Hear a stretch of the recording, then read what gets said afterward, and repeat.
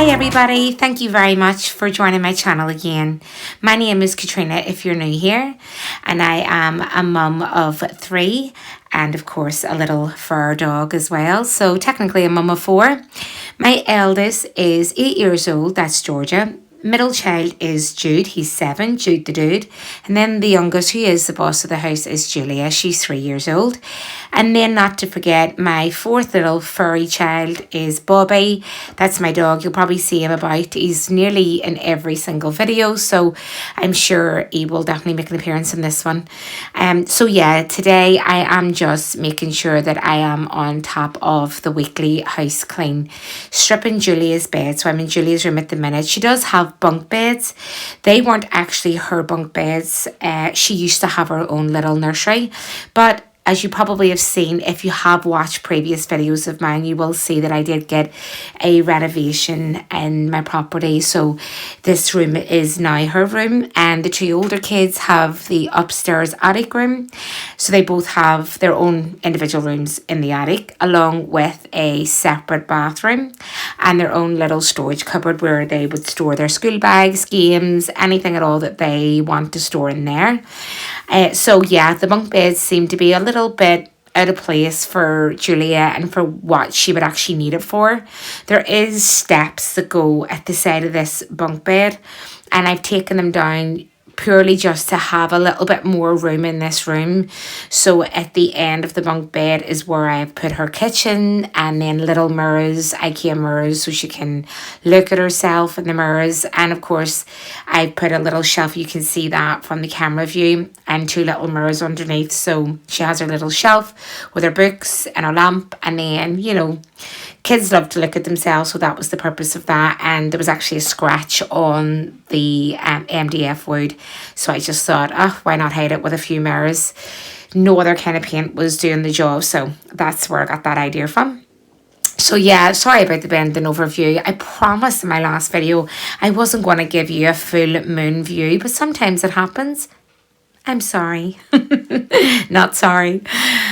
So yeah, this room we tried to make as homely as possible for her. So we did the paneling and the wallpaper and everything. I'm now just cleaning her windows, and then I'll move on to her mirrors.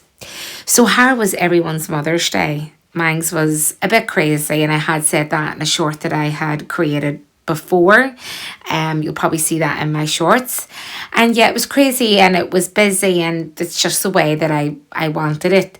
But if you have seen my previous videos, you may have heard me say that I am a working mum. I work from home 60% and 40% in the office, and then I gig at weekends. So I sing in bars, restaurants and clubs and everything like that. So I do want to just tell you the highs and the lows really of what's been going on and why I hadn't uploaded a video in a while.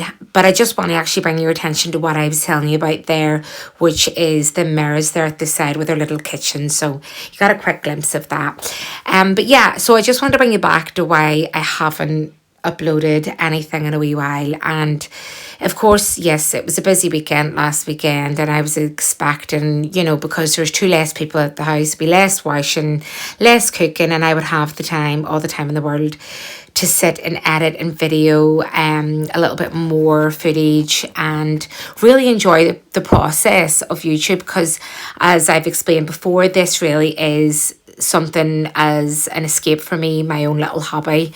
And I mean, I have like a lot of different hobbies that I still want to get back to, which is working out. And I used to work out all the time religiously. I used to do Insanity 45 minutes a day, and once I had Julia, who's my 3rd, it just became a wee bit more hard to manage. And then I was getting a lot of house renovations done, starting a new job, and it was just less time for me, let's put it that way. But I thought, well, with this weekend, I'm going to have all the time in the world. I'm not going to have as much washing.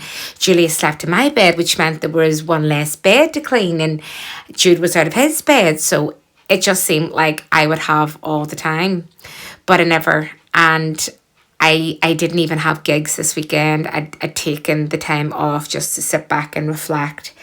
And I will say I felt really overwhelmed, and I hate saying that and throwing it out there so lightly, but I felt very down the dumps. That's what I felt. I felt like I was in a real funk.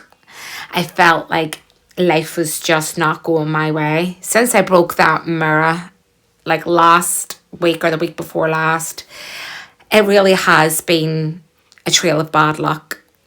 Now, there has been a positive to the week, and I'll get into that, but the bad luck started when I was at a gig, and I had been at this same venue before, and I enjoyed myself. I got on so well with the punters, singing all their favourite songs and everything, and it was great.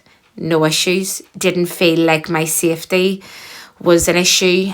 Didn't feel like I was being unprofessional in any way, and felt like everyone treated me with respect.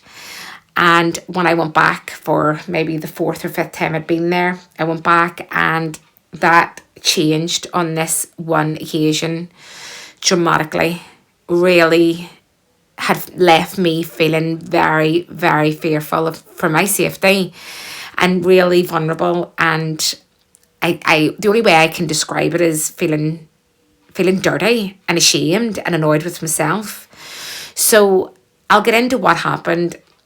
I made a few nice punter friends. So obviously you'll say hello, goodbye, and whatever. You're always friendly to people, because at the end of the day, you're there to entertain them. But I have to also remember, it's not a wedding where I'm pleasing the bride and groom. You know, this is a bar, it's a local bar. They should just be there to hear me sing, get up and dance along, and let loose. They don't need to come up to me. And this one occasion, one man had approached me while I was singing. He took the microphone from my hand, and he leaned in to try. He grabbed the microphone, he leaned in to try and give me a kiss. Now, I have never felt mortified, embarrassed, humiliated. And when I was in shock and pulled away, and he still had my microphone in his hand, he shouted through the microphone, look, she tried to kiss me. Obviously, this isn't something that I would ever have imagined to have happened. I never in my wildest dreams thought that this was going to happen. And this was an early gig, so this isn't a late gig. Therefore, security didn't start until 10 p.m. and I would have been finished by then. So you can imagine the way that I felt and how annoyed I felt. And a few of the punters in the bar looked over and said, excuse me, you're harassing her. Give her a microphone back and go away. Luckily for them, they watched the entire time. They interacted with me. They, spoke to me to see if I was okay. There was no bar staff on at the time. There's actually a back-to-back bar, so they were facing the front bar while I was in the back bar. And it was just completely out of my comfort zone, to the point where the person had actually followed me out to my car while I was putting my equipment back in my car. And he was hiding behind a bin. I don't know what his intentions were, but this is how I felt. So he then made an appearance to make himself known to me, and actually had banged on my car door. And the other people that were in the bar came straight back out to say, leave her alone. I had to call right away my agent to inform him of what happened and say that I wouldn't be back there. They informed the bar and said, look, listen, we are not going to allow that person back, and we apologise that this has happened. And, to give a bit of context, he may have a drinking problem. He's recently separated from his wife and children, and I just didn't care. Like, that's not my problem. I'm there to do a job. It really made me fearful and annoyed, the fact that this is harassment in its finest. And I don't think that my agent even realised that. When I had spoke to him, it was as if he wasn't educated in that area. Maybe he's old-fashioned. And when I said this is sexual harassment, he said, well, I don't know. It just seems like someone got a wee bit out of hand. I hate the way it's made as if it's okay. It's acceptable. They had a drink. They got out of hand. no damage done, you got home safe, forget about it. That is not the way we should be, and that's not the way I want my daughters to feel when they grow up. So I'm saying this all to you because it has been a tough week, a really tough week. And I think I'm going to have to come back when I compose myself, because I can feel that I'm getting a bit vulnerable. So you're probably wondering, why did I share that? But I think it is important to share that things do happen, and we do have a right to stand up for ourselves. Gone are the days where we can accept things that are not right.